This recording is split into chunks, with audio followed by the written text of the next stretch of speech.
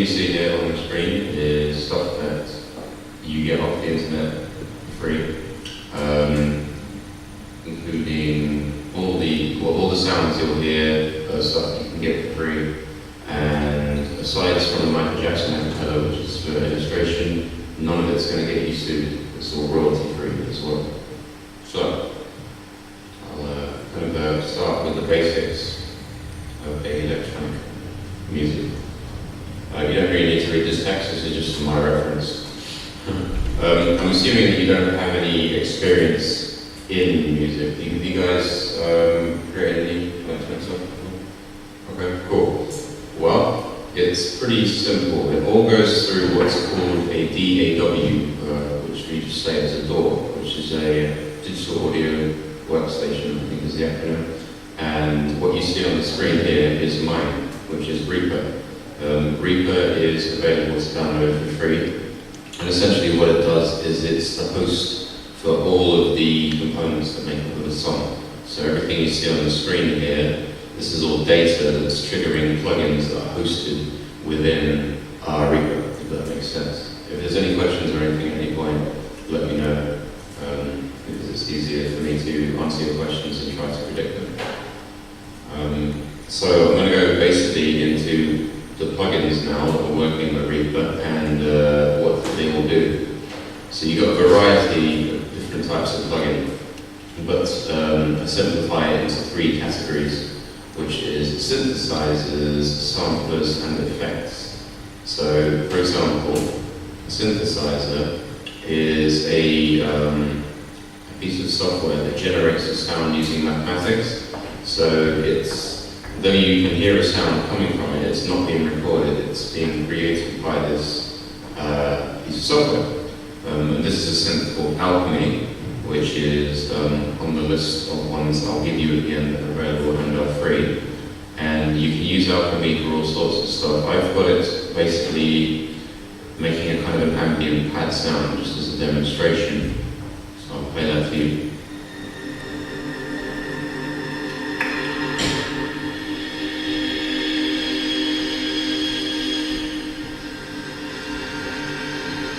So often, when you're watching like a BBC documentary or something, you'll hear there's that kind of ambient music in the background. And that's mainly what it is. It's just some guy who's got a synth, who's just mashing out like really big chords and letting it sustain for ages. It's pretty simple stuff to get started with because, say with the synthesizer here, if you look, there's a thing that says presets. You don't need to know how to program synthesizers to make use of presets. That's literally like, it does it for you. So it's like having already, like, if you're a cook, it's like having recipes that are already prepared for you. So you don't have to change anything or tweak anything. So, for example, I'll change it to this one here, I don't know what it sounds like.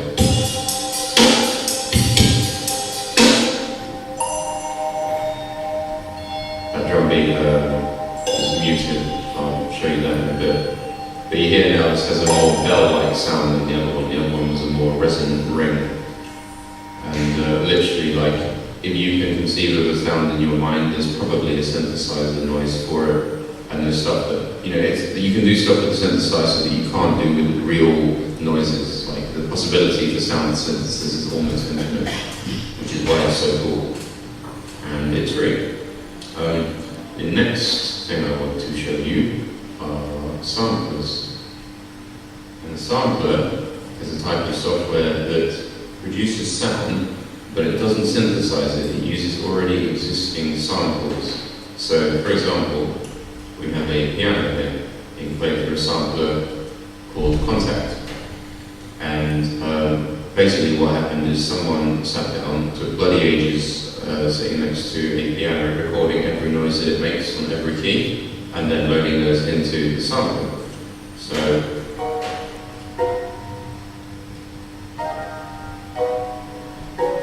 basically a piano sound. Now what I was doing, I was trying to smash together a jazz track, really get the time to finish it, but the idea is that with a sampler you don't just obviously have the piano sampled, you have like a drum kit. Oh no, sorry, this is a double bass, so that's a type of large bass that they use in jazz music.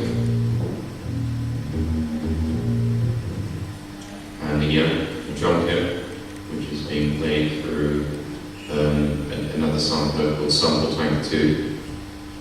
Solo it, so you can hear what it sounds like. It's quite quiet. But when you combine them, you have a crappy jazz song that took about 35 seconds to create, or the basis of. So that's what samplers do. The third category of plugin is, and this is a huge simplification, but I'm just going to call it effects. And what effects do is they take an existing sound, such as my projection, and I'll play to you. And then they add stuff to it. So I'm sure you guys have heard the word reverb before, right? Reverb is an effect. It's a natural phenomenon, but it's also something that you can create. So what I've done here is I've added an effects plugin called Reverb, or Reverb FS. And what it does is it adds reverb to Michael's voice. So without it, I'll introduce the effect. Make it sound a bit more interesting.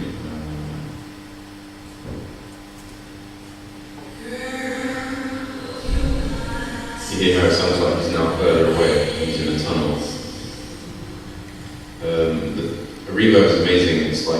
It's one of these things that if you talk to an engineer, it's the kind of thing that people obsess over. Like you don't really recognize it that much, but a reverb will either, you can take any mundane sound and you add the right kind of reverb and the right amount and it sounds amazing. Because it makes your brain think that it's in some magical, huge space. So that's the idea behind an effects in a nutshell. I'll show you another one just to kind of spice it up a little bit. I have quite a few here. All of these, as I said before, are freely available. So everything I'm showing you here, you can download for yourself later on and use to do as you like with it. I'm trying to think of an effect that's not going to blow the speakers on the sound system around here. Oh, I know. It's my music. So another thing you can do is, I'm sure you guys have heard the phrase pitch shifting. You see where this is going, buddy. So pitch shifting is an effect. You can lower or raise the pitch of someone's voice whilst maintaining the speed they're talking at, creating a very bizarre phenomenon. Now what you see I'm doing is I'm turning it down gradually in semitones. So that's 2 semitones down. That's 3. You see how it gradually disintegrates.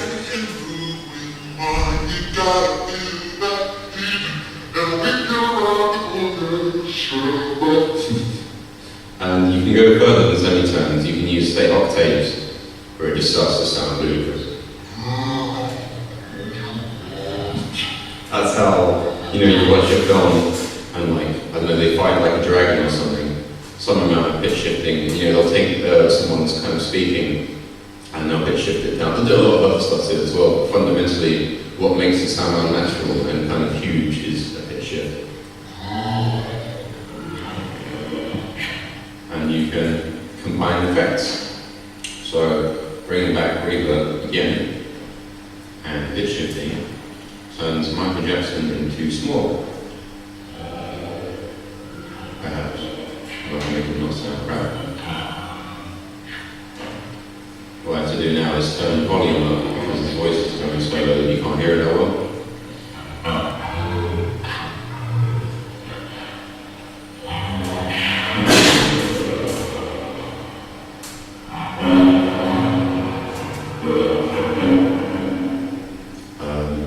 One more I'll show you that's interesting is delay. You guys familiar with the phenomenon of delay, like echo? Echo and reverb are similar things, but they're not necessarily the same. Some plugins do both, these do separate. Probably turn the pitch shift down. Girl, close your eyes. Delay creates the impression that you're in a space where, I don't know, you can hear your voice echoing off of a wall or something. I guess that's the way of describing it.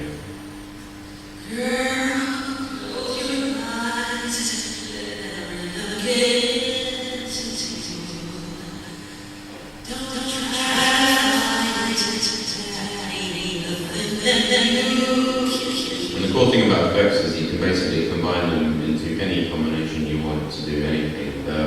So you can take any noise and with enough effects you can completely, you can create something that's so totally new. So the application of this is beyond musical. It applies to, like you could, there's a field called sound design. If you watch a film, you'll hear all these noises, like, some guy worked out how to make a lightsaber noise, or how to make the noise of some guy having his head hacked off with a sword. And basically, that's what sound design is. They're taking the sound of like a watermelon being squashed, and then they're doing all sorts of mad stuff to it in a program like this. So it has musical applications, but it's also cool from a, I guess from like a film and TV point of view as well. So those are the three effects categories I wanted to give you an introduction to. Well, the three plugin categories. Now what I want to do is just walk you through some of the plugins that we have here, which are all free. So you've already seen Alchemy. I'll skip that. And if you guys into 8-bit music, kind of chip tunes, Nintendo kind of stuff, well, even if you can't, you get to see how they make it anyway.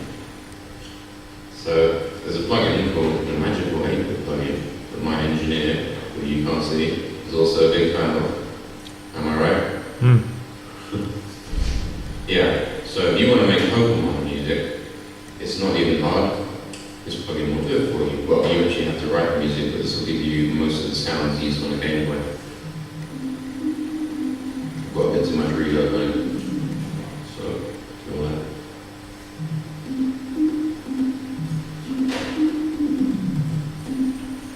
I guess a better example would be to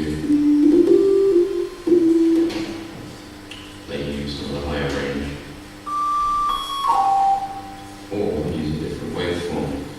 So what you have here with this plugin is, without getting too technical, like the Game Boy is quite a limited sort of sound interface. Like you can't make that many different noises simply because it's a Game Boy and it's not set. It's got a certain number of kind of predefined noises it can make. So, for example, it's got a type of a oscillator called a square wave, which isn't actually an oscillator, but we can change that to a triangle, which sounds a bit more kind of aggressive. Some ideas, or you can use pulses, which to me sounds very Game Boy-like. And basically, the idea of chiptune music is if you're really hardcore, you make it on a Game Boy, but if you're lazy or just a little more practical, like most other people, you get synths that make it sound like a Game Boy and then save yourself time. So that is an example of the Magical 8-bit synth. One other one I would like to show you is Orca, which is an experimental synthesizer that's kind of been giving it away because it was just basically an idea that they're experimenting with, and I don't think they wanted to try and make they couldn't find a way to make money out of it or something, so they're like, okay, we'll just give it away as a giveaway, a marketing tool. Orca's really cool. It has a very alien interface. Doesn't really give much away. Like when you're not sure really what you're doing, the poking eyes of a killer whale. And it makes some wicked sounds. So I'll just make a noise with it so you can hear what it's like. You have to excuse my horrendous usage of the mouse. It's a bit hard to use a laser mouse on top of a oil barrel.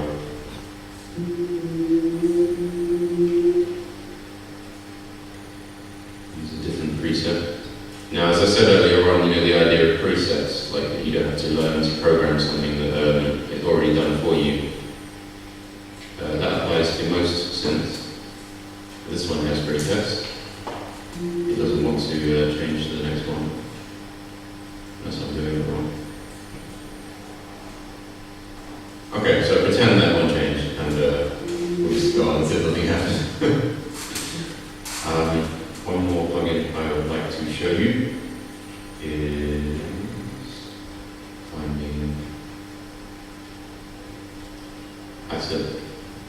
Yeah.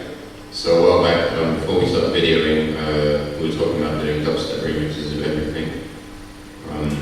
You guys saw me do it, but I'll show you again with the camera. We have a synth here called, no, what's it called? Tyrrell N6 by a guy called, well, by a company called UB. It's a kind of this is its basic sound. That's quite, to me, that sounds kind of quite gritty and urban. So obviously we're taking the acapella of Michael. Girl, close your eyes. It's mic low speakers. Girl, close your eyes. Let the rhythm get into. That's pretty boring because it was literally, as you saw, it took about 15 seconds to make. But the idea behind like a remix of a pop song, like you did on the radio, like a dubstep remix, that you use a lot of behaviors, is someone takes what's called the acapella. So that's Michael Jackson singing with none of the rest of the track that was originally recorded with, so none of the kind of the stuff from the original, just his voice, and then adding new instruments to it. And essentially that is the process of composing a song right there. You take, a vocal line, which would be this, a bass line, some drums. You combine them and you work out what people like to listen to, and you create something hopefully that they're interested in, or you write music yourself. But it's all very simple. Most of this stuff comes down to exploring it yourself. There's only really a certain amount I can kind of tell you. It's more about you finding your own sound by experimenting with all the different free plugins out there and the kind of music that you like, and coming to your own sort of realizations. So that basically, in a nutshell, is hopefully an introduction to how to make electronic music for free. If you have any questions or anything, I'm happy to answer them. If you don't, that's fine too. But hopefully, does that make sense? Did I kind of, like, so if some of you listen to a track now, you get the idea of how it might be put together. Okay, well, imagine this then happening on a more grand scale, and you have parts of the music industry. And as I say, anyone can get into this. It's so easy. It's all freely available. If you want a list of plugins and stuff I've used, there'll be links and available. And I'll be happy to help you if you have any questions. So, thank you for your time.